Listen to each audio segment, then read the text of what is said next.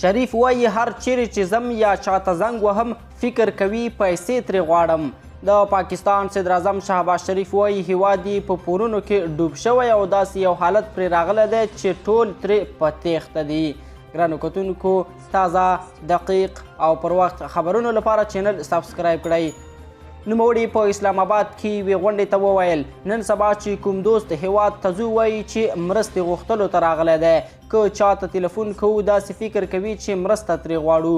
ښاغلي شریف وویل چې هیواد یې مخکې هم له اقتصادي ستونزو سره لاس او ګریوان و، خو وروستیو سیلابونو وضعیت نور هم خراب کړی دی. نوموړي دا سیلابونه بېساري وبلل او ویل چې د ستونزو د حل وخت همدا اوس دی.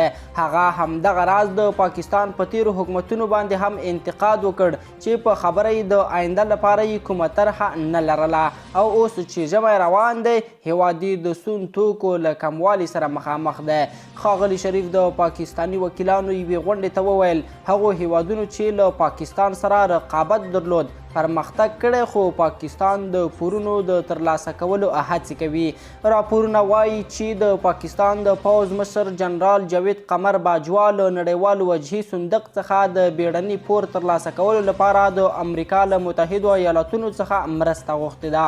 د پاکستان د حکومت ځینو سرچینو چې نه یې غوښتل نومونه یې خپاره شي.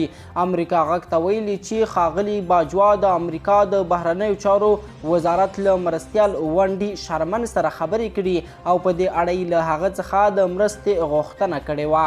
په داسې حال کې چې پاکستان د پورونو د ترلاسه کولو هلې ځلې کوي د کلدارو ارزښت هم د اسعارو د تبادلې په بازارونو کې رالوېدلی او $1 په شاوخوا 232 کلدارو تبادله کیږي.